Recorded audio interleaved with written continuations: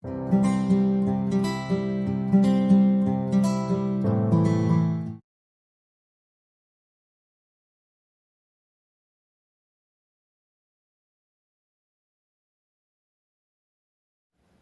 evening friends, this is Professor Vishal and we are going to continue our exercise from the first chapter of chemistry, that is some basic concepts of chemistry. Okay, so we are almost at the end of the exercise. Now we are solving the question number 4.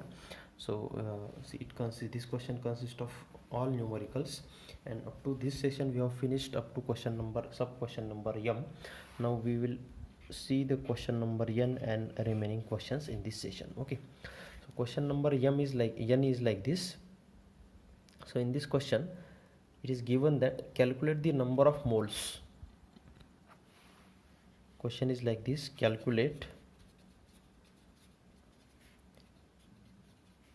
the number of moles of magnesium oxide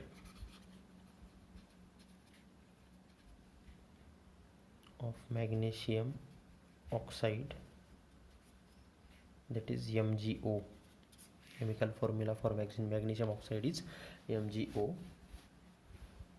So in here two masses are given, first for 80 gram and second for 10 gram of the compound. 10 gram of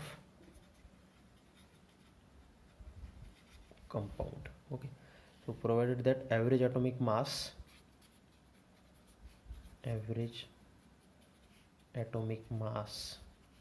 of magnesium, it is 24, and in case of oxygen it is 16 unitary mass. Okay, so this is the question. We have to find out the number of moles in this magnesium oxide. So first 80 gram mass is given, and in second case 10 gram mass is given. Okay, so as we all know, we have to use the basic formula, that is number of moles equal to mass of a substance to the molar mass of a substance. Okay, so for which we first need to calculate the molar mass. Okay, once you will get molar mass, you can easily find out the number of moles. So for knowing the molar mass, we must have to calculate the molecular mass. So first step is to calculate the molecular mass of this compound magnesium oxide. Okay, so as we all know, molecular mass method of calculating molecular mass, so we have to multiply number of atoms with average atomic mass of each and every element. So number of atom is 1 for magnesium and average atomic mass of magnesium. So formula is like this: average atomic mass of magnesium. Okay, so plus, again if you see, only one atom of oxygen is there, and average atomic mass of oxygen. Okay, so if you put the value over here, both values are given. Average atomic mass of magnesium is given as 24, isn't it? It is already given, and 1, so this must be multiplication. 1 into average atomic mass of oxygen is 16. Okay, so if you add them all, you will get 24 plus 16, that is, or you can write here, it must be 40 unit or AMU or unitary mass. So this is your answer. Now we have calculated the molecular mass, therefore I can write the molar mass. Okay, it is same as that, magnitude is remains same 40, but unit gets changed. Gram per mole is the unit of molar mass. Means calculating molar mass means what? We are calculating the molecular mass only, and only instead of unitary mass we are writing unit as a gram per mole. Okay, this is what the change is. Okay, now first question, we have to find out the number of moles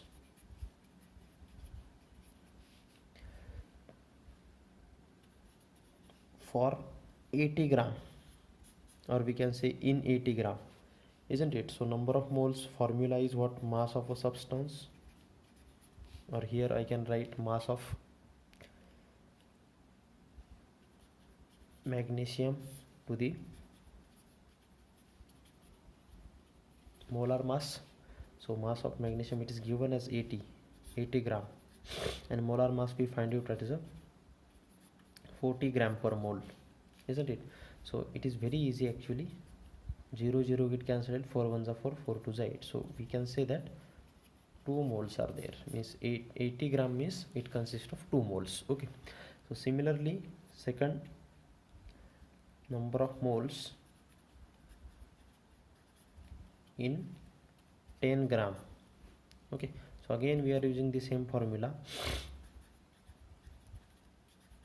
Mass of a substance, that is mass of magnesium, to the molar mass.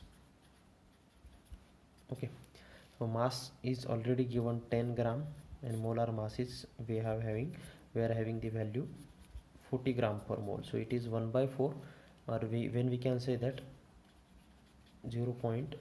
What we can say that it is 0.25 moles. Okay, so in this way you will get the answers of both sub questions. So first, in 80 gram of magnesium oxide 2 moles are there, and in 10 gram of magnesium oxide you will get 0.25 moles. Okay, so in this way you can have the answer of this question again and again. This formula comes out to be the most important formula while calculating the number of moles. Okay, so one thing you can judge from here, in first case if the magnesium oxide is of 80 gram you will get 2 moles. Okay, and when I will reduce the quantity from 80 to 10, of course there will be reduction in number of moles, isn't it? If your answer is more than 2, there will be something wrong, you can say that. Okay, so just by observing the data you can easily come to know whether your answer is right or wrong at that particular instant. Okay, so after this we will proceed for next question, that is question number O. So next question, that is question number O, is like this. What is the volume of carbon dioxide? What is the volume of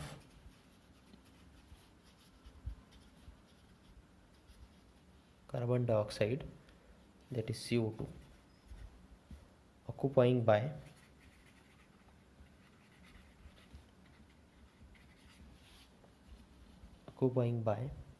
first it is given as 5 moles,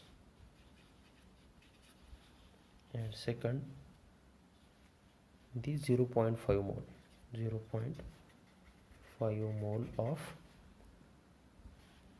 CO2 gas measured at STP. So this is the most important condition. So we have to find out the volume of CO2.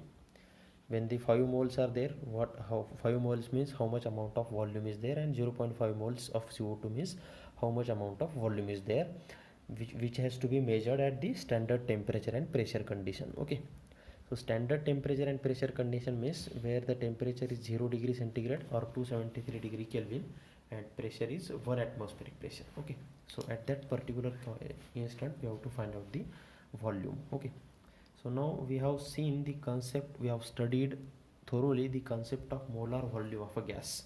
So again we are using the same formula. If volume of the gas is given, we have to find out the number of moles. So from where you will get the volume, required volume. Okay, so the formula we are using here is number of moles of a gas. Okay, so molar volume, as we all know, the molar volume of gas at STP, it is found to be 22.4 decimeter cube per mole. This is the standard value of molar volume of a gas at STP. Okay, now we are using this formula, number of moles of a gas, number of moles for gas equal to volume of gas at STP, volume of gas at STP to the molar volume of a gas, to the molar volume of a gas. Okay, so therefore I can say that I can write this formula rearrangement will be volume of a gas at STP, which is equal to number of moles into molar volume of that particular gas, isn't it? So basic formula is this. As I have to calculate the volume of a gas, I will rearrange this formula. So this becomes number of moles into molar volume. Now number of moles are already given in first case for 5 moles, and molar volume is 22.4 decimeter cube per mole, isn't it? And what will happen when we will multiply, this mole will get cancelled out, unit will get cancelled out.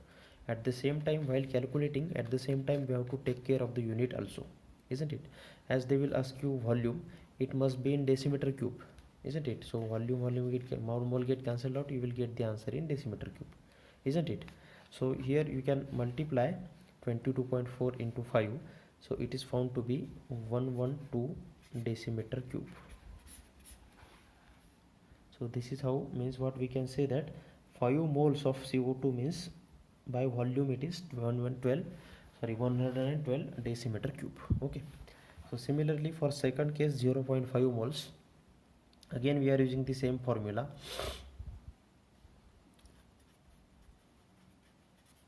This is answer for first sub question, and for second sub question, volume of a gas at STP equal to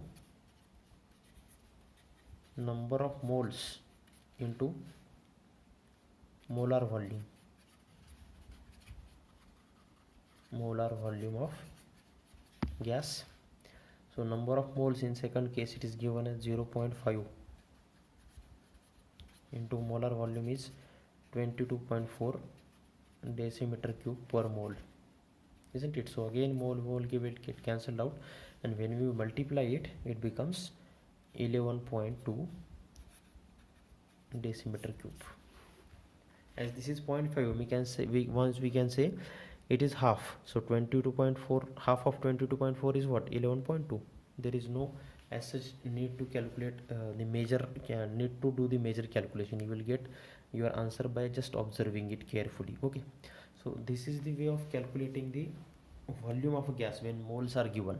Okay, so for which we must know this quantity, that is molar volume of a gas is 22.4 decimeter cube per mole always. Okay, so in both cases, whether for in first case it is 5 moles, in second case 0.5 moles, but the molar volume of a gas is constant, that is 22.4 decimeter cube per mole, and when we multiply it by number of moles, that gives me volume, respective volume for the number of given number of moles. Okay, in first case 5 moles are given, and in second case 0.5 moles are given. So in this way you can get your answer in very short period of time with proper accuracy. Okay, so after this we will proceed for our next question, that is question number P.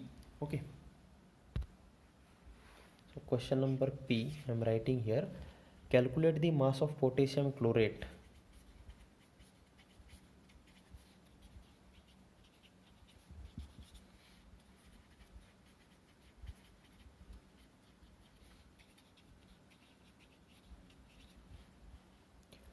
required to liberate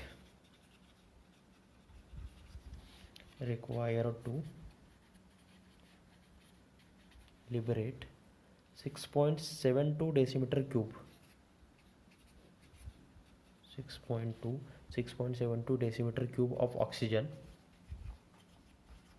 6.72 decimeter cube of oxygen at STP. So molar mass of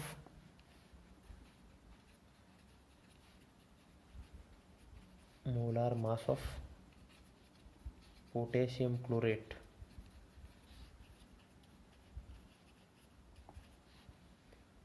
is 122.5 gram per mole.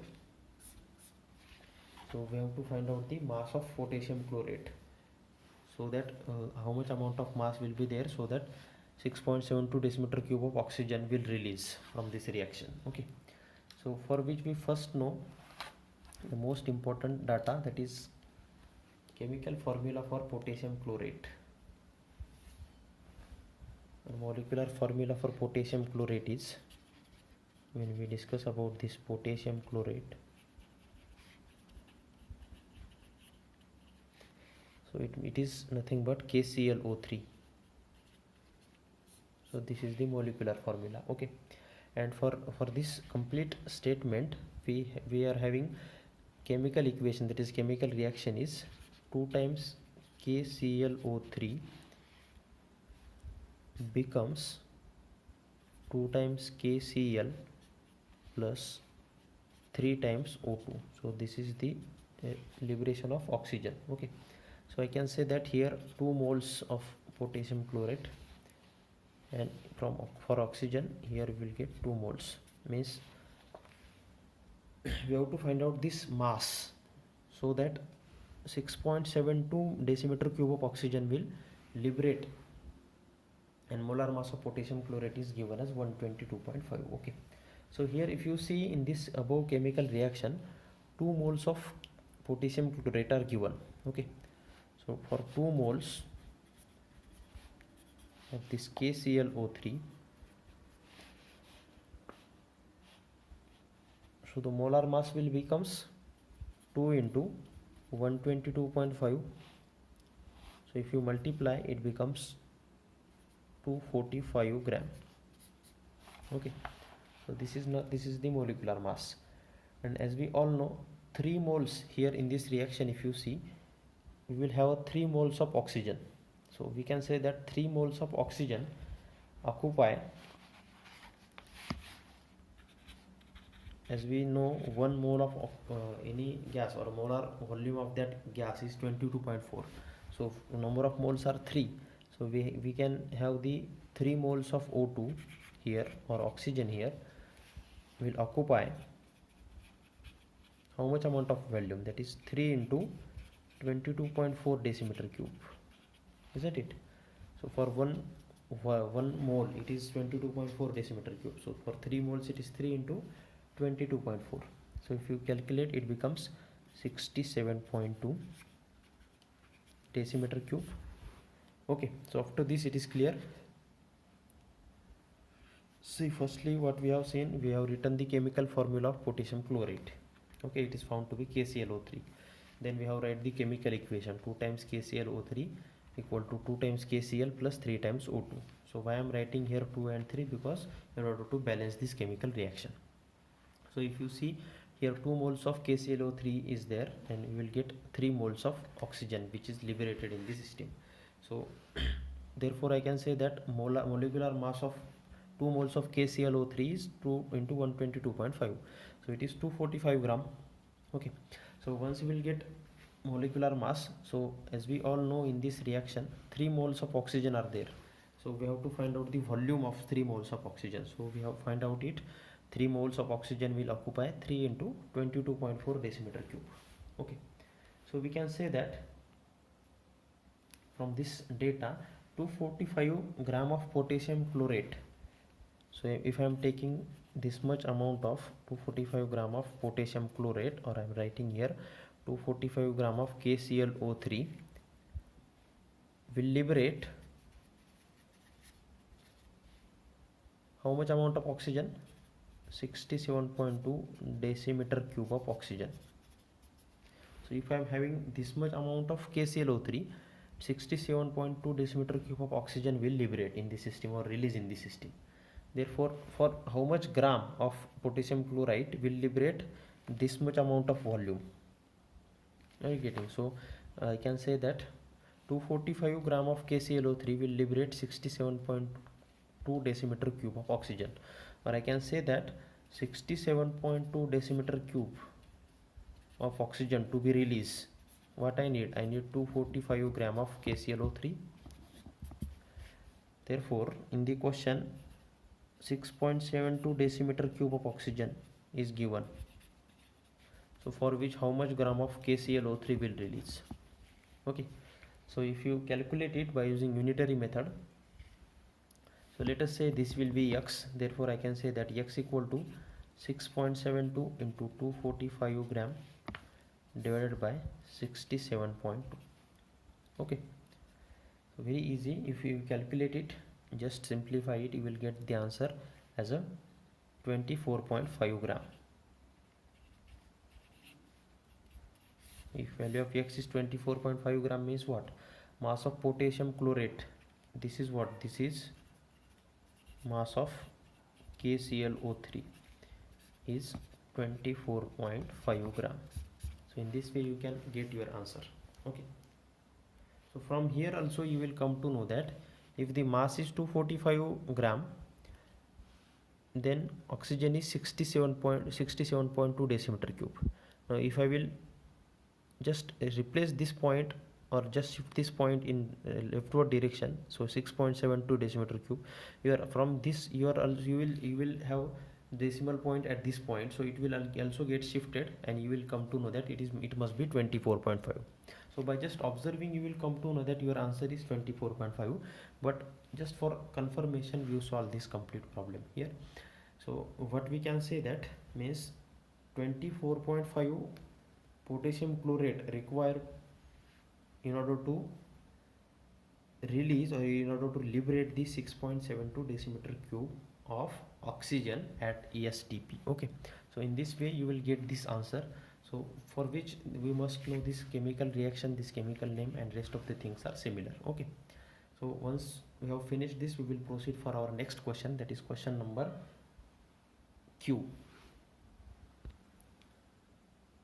So after this we are going to start our question number Q. Okay, now question is like this: calculate the number of atoms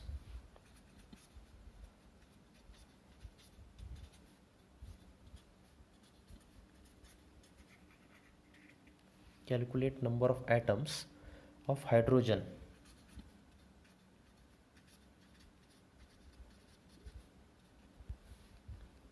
present in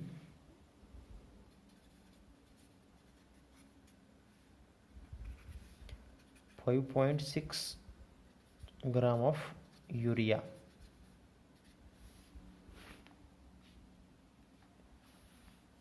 Also calculate, so that is NH2 2 times Cu. So chemical formula is also given. Also calculate the number of atoms of, question is like this, also calculate number of atoms of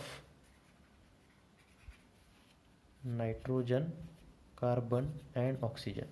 You have to find out this number of atoms for nitrogen, carbon and oxygen. Okay, so for mass of urea is given, that is 5.6 gram, and we have to find out the firstly number of atoms of hydrogen, nitrogen, carbon and oxygen. Okay, so here if you see the molecular formula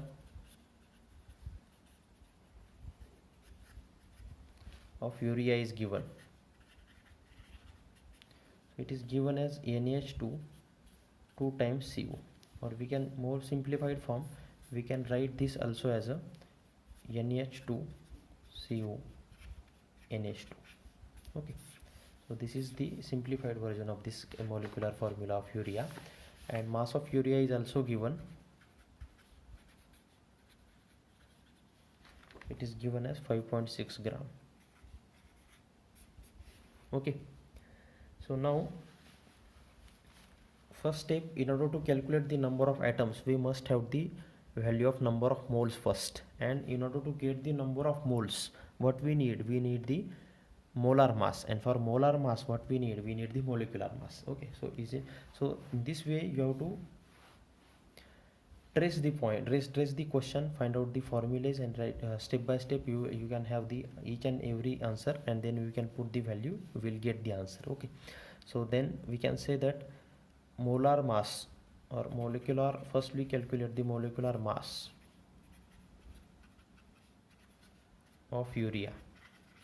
Okay, so I am not writing formula over here, I am just writing the answer directly, so that this formula I have written several times in previous examination, previous examples.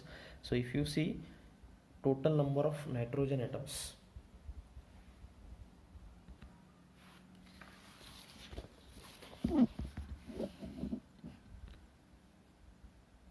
So number of nitrogen atoms in 5.6 gram of urea is 2 into 2 atoms of nitrogen are there. So now this is number of moles. So this becomes combinedly total number of moles into Avogadro's number constant. Then we will calculate this 2 into 0.933 into 6.022 into 10 raised to 23. It is found to be 1.124 into 10 raised to 23 atoms. So here I am writing the answer directly because I have already calculated it. So in order to save the time, you have to do the practice of this calculation, because simultaneously calculation is also necessary in order to save your time. Okay, otherwise it will take too much time, and there will be difficult to solve your there will be difficult to cover the complete question paper. Okay, so after this we have to calculate the number of atoms of carbon, or we can say the number of carbon atoms in 5.6 gram of urea. Okay, similar. So here if you see, only one atom of carbon is there and 0.0933, this will be the moles, and again Avogadro's constant. So this becomes 1 into 0.0933 into 6.022 into 10 raised to 23. So if you multiply it, you will get this answer as a 0.562 into 10 raised to 23 atoms of carbon element. Okay, so in this way you will get the number of carbon, hydrogen, and nitrogen, and only one part is remaining, that is number of oxygen atoms. So if you see, it contains only one atom of oxygen, so it will be similar to number of carbon atoms. We will just cross check it into Avogadro's constant. So why I am writing every time this formula, because so there is a allotted marks for this formula. Okay, so you have to, though it is boring sometimes, but in order to get the full marks you have to write the formula. Okay, and it is found to be 6.022 into 10 raised to 23. Again, if you see, this calculation and this calculation is same. Okay, so therefore this answer is also same, 0.562 into 10 raised to 23 atoms of oxygen. Means what? In this complete compound NH2CONH2, so if you see, the total 2 nitrogen atoms are there, 4 hydrogen atoms are there, and 1 carbon and 1 oxygen atom are there. So it will contains 0.0933 into number of atoms of that particular element, and when we multiply it by Avogadro's constant, we will get our answer in terms of number of atoms of that particular element. Okay, so after this we are going to discuss about next question, that is question number R. Okay, so question number R is like this: calculate the mass of sulfur dioxide. Calculate the mass of sulfur dioxide produced by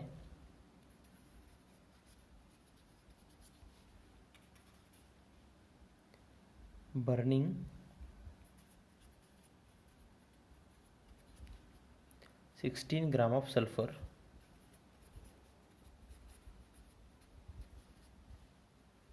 in excess of oxygen.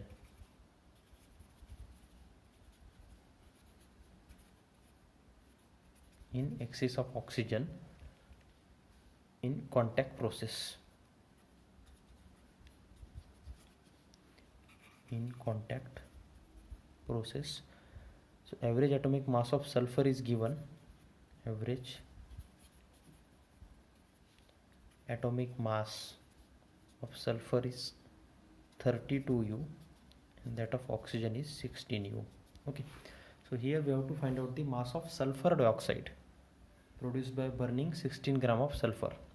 Means in the when sulfur will react with oxygen, as we all know, we will get the sulfur dioxide. We have to find out the mass of that sulfur dioxide, provided that when we take the 16 gram of sulfur in excess of oxygen. So